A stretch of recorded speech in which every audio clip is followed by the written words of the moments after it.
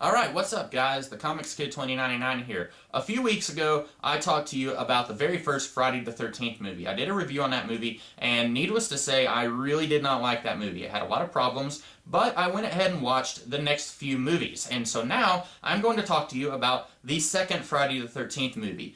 This movie is set 5 years after the events of the first movie, and we open with the girl who survived the first movie. I think her name is Alice, and she survived the events of the first movie, and basically she's a nervous wreck. She wakes up from a nightmare, she's talking to her mom on the phone, and she's basically saying, listen, I just don't want to talk right now, I'm kind of nervous and freaked out. And you have to wonder, has she been this nervous and freaked out for the last 5 years? And then she gets killed by a character who, if you're a huge fan of the Friday the 13th movies, you already know this, she gets killed by Jason Voorhees. And this is a little strange because it's been 5 years since the events of the first movie, and we are led to assume, I guess, that Jason thinks that this girl is responsible for killing his mom. What I don't understand is why did he wait 5 years to come after this girl? Because he would have already been an adult as of the events of the first movie, because he was a little kid in the 50s, so he would have been in his mid to late 30s as of the events of the first movie. I don't understand why he waited 5 years to come after this girl, but whatever. He leaves the Crystal Lake area to come after this girl and kill her, and then I guess he goes back to the Crystal Lake area, and this time, instead of there being a campground on Crystal Lake itself, we've got another camp that's on the other side of the lake. So I guess technically it's near Crystal Lake, but it's not Camp Crystal Lake, which it was in the first movie. And this time we've got a whole bunch of these young adults in between like 18 to 25 years old, and they are all training to be summer camp counselors. And you've got a few people who are a little bit older than all the others, and they're kind of running this, I guess you could call it a boot camp for summer camp counselors. And basically you've got that going on, and then Jason kind of comes into this area, and he thinks, okay, this isn't exactly over there in the area where I was killing people before, or technically I guess he hasn't killed anyone yet, but he is going to start killing all these people. And that's basically what happens. Like the first movie, and I'm assuming like most of the movies in this franchise, there's really not much of a story. You've got these kids who are slowly being killed by this crazy guy. Remember how I said that in the first movie, I was really upset that it tried to present the murderer as a big mystery. Who could it be who's killing all these people? Except that it doesn't give you enough clues to solve that mystery. That was a big problem that I had with the first movie. But at least the first movie had a villain who had a motivation. Now, her motivations didn't entirely make sense, but at least she did have a motivation for doing what she was doing. In this movie, I don't understand what Jason's motivations are. At one point, we have this girl, she's our main character. I think she's a psychiatrist, or she wants to be a psychiatrist when she grows up. She's a psych major in college right now. And she's going on waxing poetic about how profound this must have been if he was hiding in the woods and he saw his mother get murdered, which, how do you know that he saw his mother get murdered? You weren't there. You've never spoken to this guy. She just kind of pulls that out of nowhere, and apparently everything that she says about Jason, we are just supposed to take that as the gospel truth, even though there's no real way that we could have known if what she's saying is actually true.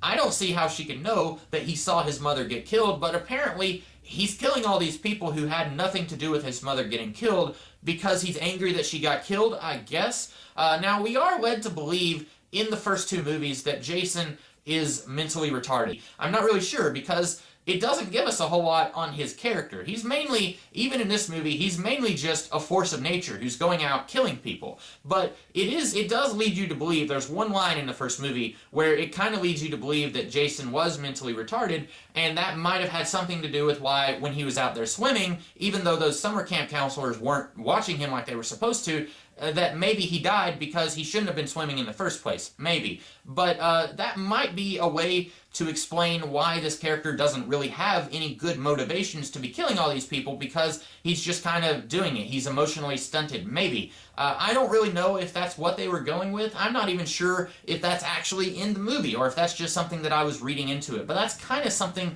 that I saw when I was watching the movie. That's something I picked up on, but maybe that wasn't even there at all. But other than the villain not really having a motivation that I could see, this movie is actually, in many ways, better than the first movie. If you are interested in the mythology of this world, stuff like Jason wearing a hockey mask and killing people with a chainsaw, none of that actually happens in this movie. It's going to be until the third movie when all of that stuff comes up. But you do finally get Jason Voorhees as the bad guy, and if you are a huge fan of this franchise, that's something that gets its start here, because Jason Voorhees really wasn't in the first movie, but he is the bad guy of this franchise. And if you are interested in all of the creative kills in a slasher movie, this does have some creative kills. I hate to say that because it sounds really morbid, but there are a few very twisted, very interesting kills in this movie that if you're into that sort of thing, you're probably going to watch these and you're going to be like, oh cool, that's really awesome.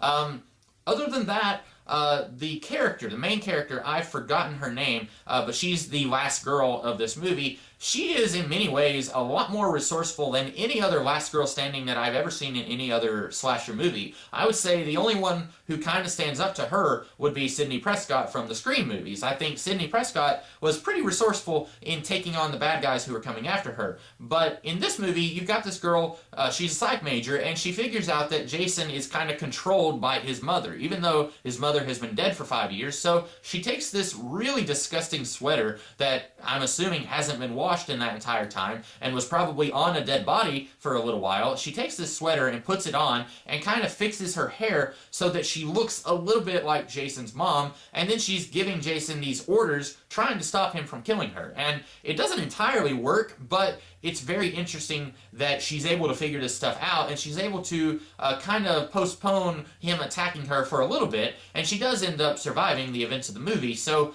her resourcefulness, her intelligence, was actually enough to kind of keep Jason from killing her. And I think that's very interesting, because the last girl standing in the first movie, she was able to be the last girl standing mostly because she was just the last one that Pamela Voorhees tried to kill. Not because of any actual attributes from her. She wasn't especially clever, she wasn't especially athletic, she was mostly just lucky that she didn't die. But in this movie, I feel like the reason that the main character doesn't die is because she actually earns her survival. She actually is able to fight back a little bit. And I really like that. I thought that was a really good addition to this movie. It's something that it's almost a little bit cerebral, and that's kind of interesting to say that for a slasher movie, since these kinds of movies are known very much for not being very cerebral. But I don't have a whole heck of a lot more to say about this movie. In a lot of ways, I can pretty easily tell each movie from this point on, since you kill like 90% of your cast when you are doing a slasher movie, each movie is going to have to start from the ground up and have a reason why you've got all these characters in and around the Crystal Lake area. You're going to have to, every movie now, you're going to have to find a reason to put a group of characters in that area, and especially when we get to the third one, I'm going to talk about how that really doesn't make any sense at all. But at least here, I think it does make quite a bit of sense, because it's been 5 years since there was a murder, and these people are on the other side of the lake. They're not even over in the area where all that death happened 5 years earlier. So I would say right now this is, of course, I've only reviewed 2 of them, but I would say of the 2 Friday the 13th movies that I've reviewed, this is the best one. It's still not fantastic. There's still a lot about this movie that doesn't work from a film perspective, but I do think that this is leaps and bounds ahead of the first one. It does a lot of things better than the first one did, and I thought it was an okay movie. Probably not going to ever watch it again. Part of that's because I'm not a huge fan of slasher movies in general, but if they're done well, yeah, I would watch them again. But this one was done okay, but it wasn't like this is the Citizen Kane of slasher movies. I'm going to watch it many, many times throughout my life. It wasn't that good. That's all I have to say about this movie. That's all that I have for this week, except I will be doing a review of an episode of Batman the Animated Series this Saturday, so be sure to check that out, and then I will be doing some other kinds of videos next week, so be sure to check those out as well. In the meantime, I will see you guys later. I hope that you have a great rest of the day. Catch you then.